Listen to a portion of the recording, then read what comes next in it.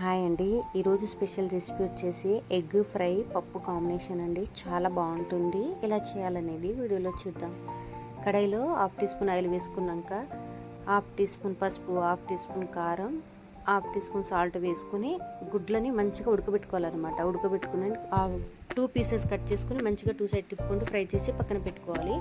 మరో పక్కన మట్టి పాత్ర తీసుకుని అందులో 2 టేబుల్ స్పూన్ ఆయిల్ వేసుకున్నాక దాచిన చెక్క, ఇలాచి, లవంగాలు, ఆనియన్, పచ్చిమిరపకాయలు, కరివేపాకు, 1 టీ స్పూన్ ఫ్రెష్గా దంచిన అల్లం వెల్లిగడ్డ పేస్ట్, పప్పు, 1 టీ స్పూన్ కారం, 1/2 టీ స్పూన్ మిరియాల పొడి, 1/2 teaspoon garam masala, 1 teaspoon ధనియాల పొడి వేసుకుని మంచిగా ఫ్రై చేసుకోవాలన్నమాట. అన్నిటికీ మంచిగా ఫ్రై అయిపోయిన తర్వాత టమాటా వేసుకుని ఈ విధంగా కలుపుకుంటూ మూత పెట్టేసేయాలన్నమాట. ఒక 2 మినిట్స్ మూత పెట్టేసి టమాటాలన్నీ ఈ విధంగా ఫ్రై చేసుకోవాలి. ఆయిల్లోనే ఉడకనివ్వాలన్నమాట. ఉడికిన తర్వాత మన వాటర్ పప్పు ఉడకడం కోసం ఎంత అవసరం ఉంటే అంత వాటర్ వేసుకోవాలి.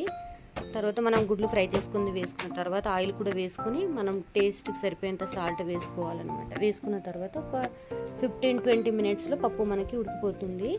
ఉడికిపోయిన తర్వాత మనం స్టవ్ ఆఫ్ చేసేసి మన వేడిగా మనం సర్వ్ చేసుకుంటే ఎంతో టేస్టీగా ఎగ్ పప్పు కాంబినేషన్ కర్రీ రెడీ.